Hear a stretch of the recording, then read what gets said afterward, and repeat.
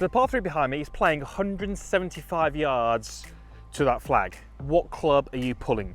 Some of you may well have to go deep into the bag and take off a head cover. Some of you might have to go into a long iron. How would you like to go more into the middle of the bag and take something more like a 6 or even a 7? I'm going to share with you a really simple tip that you can do in your transition, which recently helped one of my students gain over a club in distance during one lesson, just with a little exercise and just one simple concept to help him with his transition.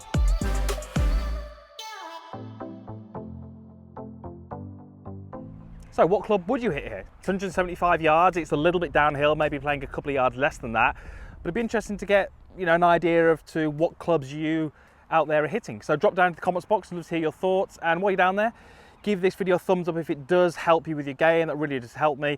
And also, if you're not a subscriber, click that little subscribe button and the little bell icon as well. That just means you'll be notified each time I upload a video.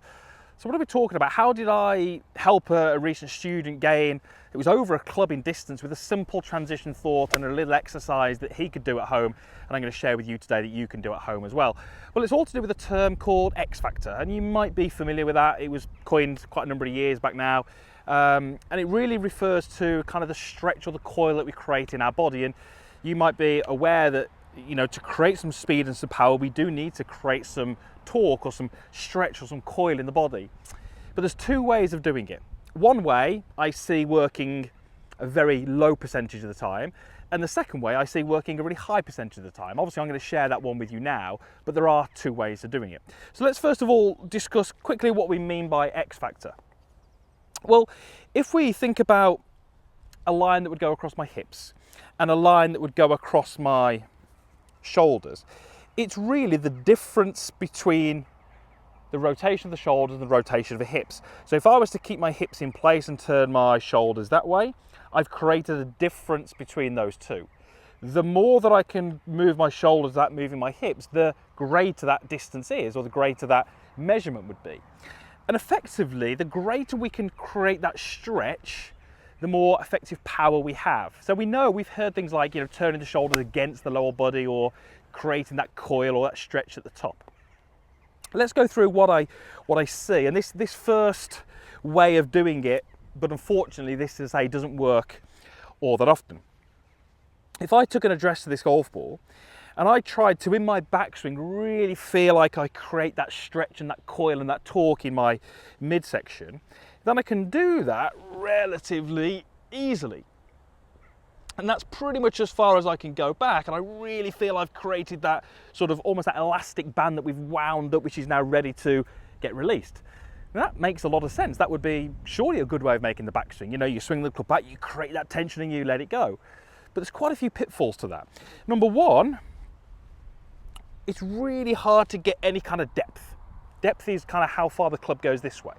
So anytime we try and create it in the backswing, we really run the risk of making an out to in swing, slicing the golf ball. That really affects contact and it really affects the direction the ball goes in. It also pretty much limits how far we can actually swing the hands, the arms and the club. And we know that if we're trying to generate power, we need some time to do that. The longer the hands, or the further the hands go back, the more time we've got to create that speed. So that shorter backswing probably doesn't help us. And the final thing is, as you wind up, if you really feel like you're creating that tension, what's often going to happen, and we see this all the time, is when you get to the end, you feel like you can't go any further, suddenly you release it far too early in that downswing. And then you start to feel like you rushed from the top of your golf swing, and you start to feel like the downswing was far too quick and it all just kind of went a bit wrong. So creating tension in the backswing, yeah, it might kind of give you those sensations, but for me, there's a better way of doing it. Let me explain. I'm going to just pop this through my belt loops and we're going to explain how I'd like you to do it, and then I'm going to share with you that really simple drill which is going to help you do that. So what about if I took an address? I've clearly got no golf club. What about if I made a nice free rotation to my backswing where I didn't really feel like I've created that torque at all? I'm rotating my shoulders, I'm rotating my hips, and you can probably see that my shoulders have turned a little bit more than my hips, but I certainly don't feel as if I've created any huge kind of coil. I've not sort of wound that elastic band up. This is just a fairly free rotation. What that's going to allow me to do is it's going to allow me to create those things that we mentioned. It's going to allow me to create that depth in the backswing where my arms can get a little bit more behind me, helpful for those of you who slice. It's also going to help me get the hands, the arms and the club to travel a little bit further. And again, that's really, really helpful when we're looking to add speed. So that movement kind of helps me with the shape of my golf swing, but it doesn't actually create that torque or that tension, or it doesn't create a very big X factor because the shoulders and the hips are turning a lot. What we see a lot of the great players do, however, is when they get towards the end of their backswing, what do? They start with their lower body. So watch what happens now as I start to get my lower body moving. Now as we start to move that lower stick, guess what? Now I really feel that coil, that tension across my kind of midsection. Now I feel like I've got that power stored up, and now I feel like I can release it into the golf ball. But so many good things have happened because as I started to create that torque, that X factor, guess what? That was the transition part of my golf swing. That's going to stop me rushing from the top. And like we said, if I start to build that coil up too early, I'm going to want to release it far too early. This is a great way to feel a nice, relaxed backswing. Then I create that tension. And guess what's happened now? Now I've created that coil, I've created that tension. I now feel like I'm wound up, ready to release. But a few things have happened. We've started to get the depth, we've started to get the length of the swing, and we've started to initiate the downswing so we're not rushing from the top. So you can start to see how we're all ultimately trying to do the same thing. We're trying to feel a nice stretch through the body, create that kind of elastic feeling that we can let go into the golf ball.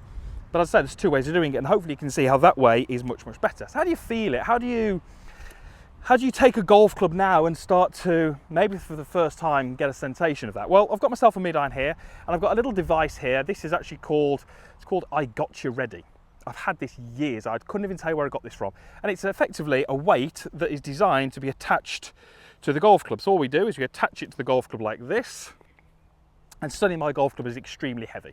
Now, I think this is actually designed as a warm-up device. I think the idea is you put it on your club and you have a few swings before you go and play. I actually never use it for that. I use it for kind of little exercises and drills.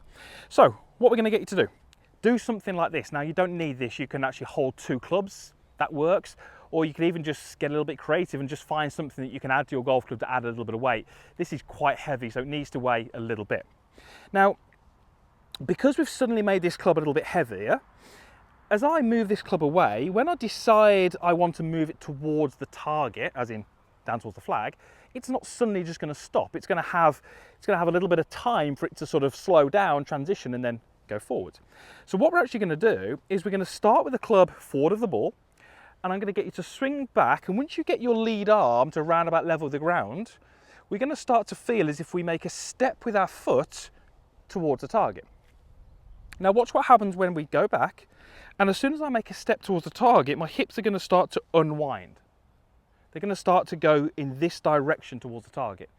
But like we said a moment ago, that club is not suddenly going to follow. It's going to have a little bit of delay, and it's actually going to have this kind of lagging motion. So what's going to happen is I'm going to get my backswing to around about here. And as I step forward, the club's going to still want to be going back. And suddenly I've created that tension that we spoke about. And it's all to do with how we use the weight of this club. So let me have a little go, and so you can see what it looks like. We go back and we step. And I tell you what, I really feel that straight away. And for many of you, when you're doing this little exercise, this will be potentially the first time you've ever really felt that move. You've ever felt that kind of real stretch in the body. But the key thing is it's at the right time. We're not trying to build it here and then release it far too early. That's never going to work. It's not going to end well. So this is a fantastic little exercise to really feel lots of good things, that stretch through that midsection, which is that power, and also the timing of when it happens. I can really feel like at this point here, it's not an effort, there's no tension in my body, but as soon as I make that step, yes, I suddenly start to feel that stretch. That left arm starts to get squeezed into my chest, and we start to then have that power, which we can release down into the golf ball. Once you've done a couple of those, then I would have you try and achieve the same ideas and the same feelings. This feels incredibly light now, but with a golf club. So we feel that stretch and we swing through. And we feel that stretch and we swing through. Now there's absolutely nothing to stop you doing that with a golf ball. I would absolutely tee this ball up because strike is not easy. We take a normal address, left comes across to right, and we make that same movement. We go back, we step, and we go through. Now you can see there that even though we're trying to make a movement which is powerful and strong, that only went 60, 70 yards. We don't need speed at this stage to feel that movement. What we're actually trying to do is just look at, can we create that potential power in the body? When we come to hit the ball a little bit harder, that potential power suddenly becomes really useful. And this is exactly what we did with the recent client of mine. We had him doing this probably over 60, 70 yards for a good 10 minutes for him to really start to sense and feel what he was doing. And then as we started to build up the power, he really started to see that boost in club head speed, boost in ball speed. And actually he started to strike it a lot better because his transition, whilst more effective, was a little bit smoother as well. So let's see if I can actually put it all into practice and get this ball somewhere on that green. The wind's a little off the left, so I need to make sure I factor that in.